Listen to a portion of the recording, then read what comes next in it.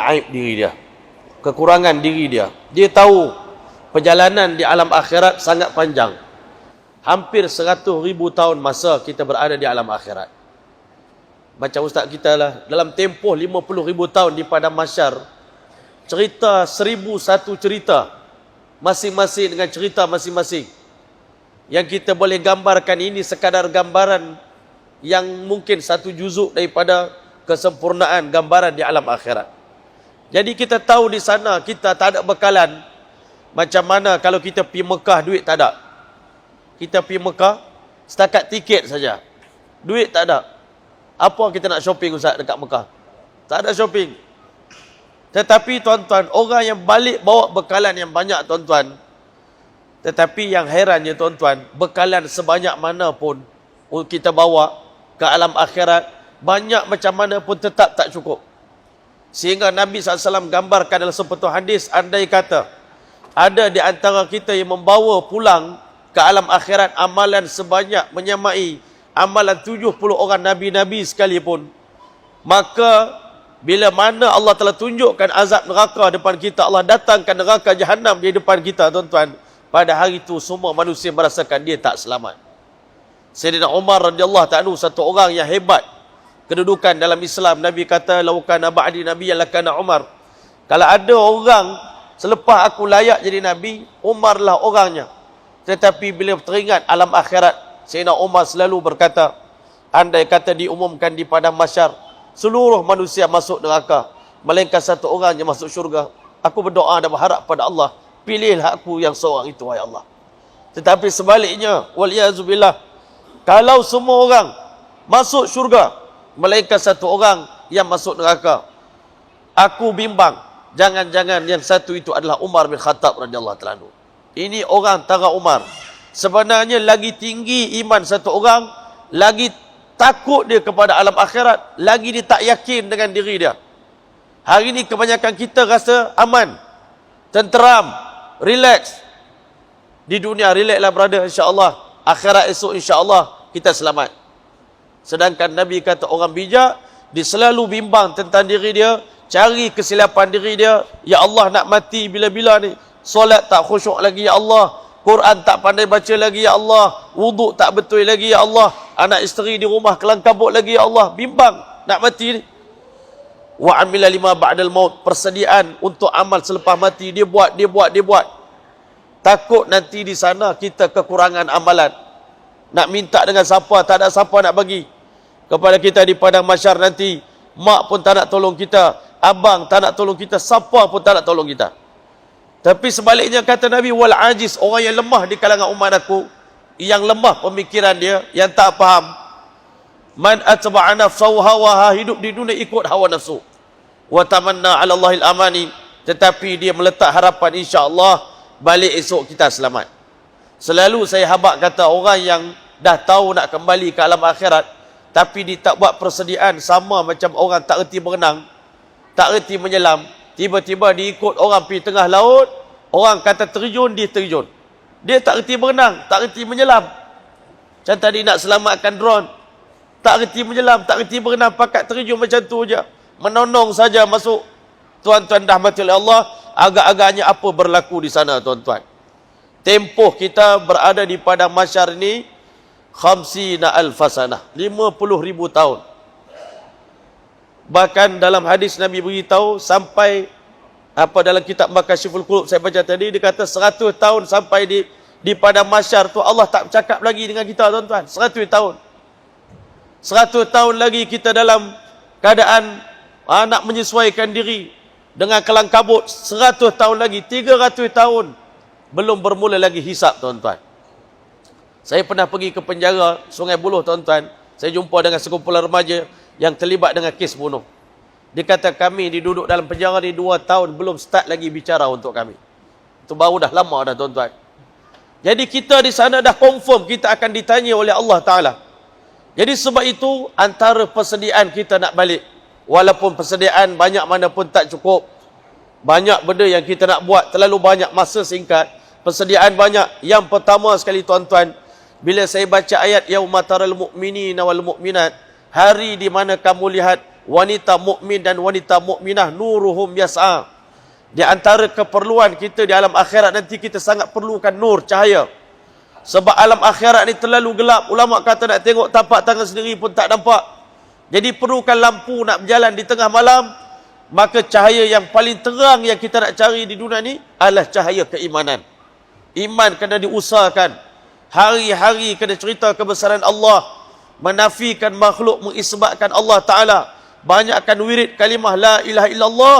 Kita kena bawa iman yang sempurna sebelum kita mati. Kalau tidak, Allah beritahu yauma la yanfa'u nafsan imanuha lam takun amanat min qablu. Hari di mana iman di padang mahsyar, nanti di hari kiamat di padang mahsyar, semua orang beriman dengan hari kiamat ni. Semua orang beriman dengan Allah yang Allah cerita, tetapi Allah kata iman pada hari itu tidak lagi bermanfaat. Tak guna lagi dah. Au kasabat fi imaniha khaira, ataupun nak buat apa-apa kebaikan dalam iman sudah tidak berguna lagi. Sebab itu sebelum mati kena cari cahaya iman. Yang kedua, Masya Allah, kita nak cari hidayah dalam kehidupan kita sebelum mati. Allah bagi tahu kepada Nabi Adam AS, qul nahbitu minha jami'a fa imma ya'tiyannakum minni hudan.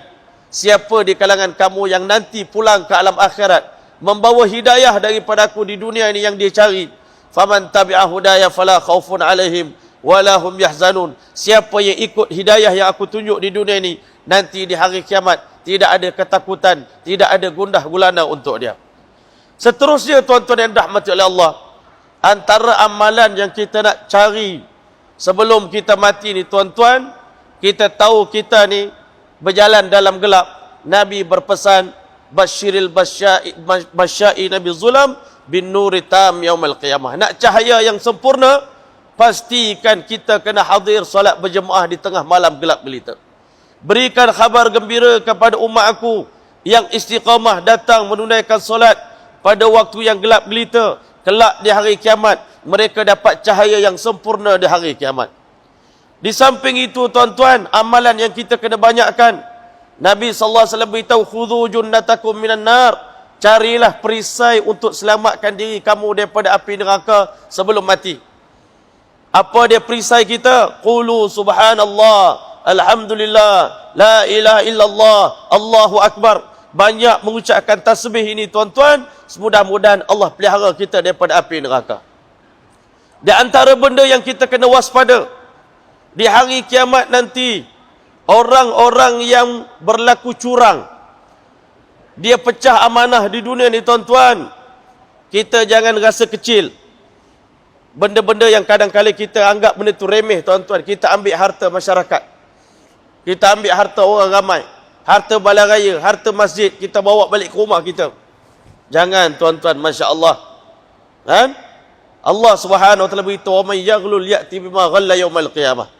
Siapa yang berlaku curang dalam tindakan dia, amanah yang diberikan kepada dia, nanti di hari kiamat Allah kalungkan di leher kita ni barang-barang yang kita curi, barang yang kita bawa balik tanpa izin, barang-barang yang kita ambil daripada harta orang ramai, tuan-tuan. Tadi Ustaz sebut tentang hutang. Masya Allah, jangan balik dalam keadaan di rumah kita, jangan mati dalam keadaan di rumah kita ada satu benda yang bukan milik kita yang kita bawa balik ke rumah kita. Tidak kita bertanggungjawab. Nabi beritahu nanti di hari kiamat, orang yang menzalimi saudara dia, dia ambil tanah orang tanpa hak dia, walau sejengkal, tuan-tuan, nanti di hari kiamat Allah suruh dia korek tanah itu dan Allah himpunkan, Allah kalungkan di leher dia, tuan-tuan. Nak beritahu, inilah tanah yang kamu curi, yang kamu rompak, yang kamu rampas daripada harta milik orang dulu di dunia, tuan-tuan. Tidak semudah itu. Sebab itu Nabi pesan lagi, ittaqun nar walau bisyiqqi tamrah. Takutlah kamu kepada api neraka walau dengan bersedekah sebelah biji korma pun lakukanlah supaya nak selamatkan diri kamu di alam akhirat. Jangan pandang kecil. Semua amal soleh yang kita buat pada hari ini ada nilainya, macam Ustaz beritahu dia nanti di hari kiamat. Tetapi hebatnya Allah ni, dia nak masukkan kita ke dalam syurga, dia akan pilih daripada amal kita mana yang paling disuka, walau kecil, boleh jadi sebab itu dimasukkan kita ke dalam syurga Allah Subhanahu Wa Taala. Nanti Nabi cerita di hari kiamat terdapat satu orang hamba.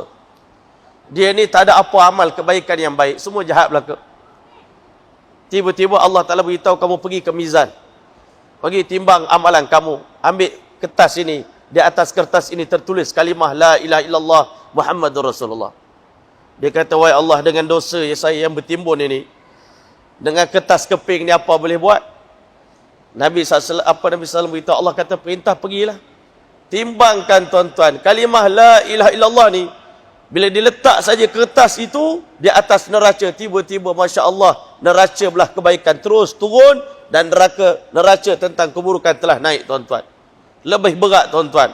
Nak beritahu kepada kita, kalimah ini sangat besar untuk menyelamatkan kita di alam akhirat. Banyakkan wirid kalimah ini. Kalau boleh setiap hari ratusan, ribuan kita wirid kalimah thayyibah la ilaha illallah. Antara benda yang penting sebelum kita mati, nak banyak berselawat kepada baginda sallallahu alaihi wasallam. Inna awlan nas bi syafaati yaumil qiyamah.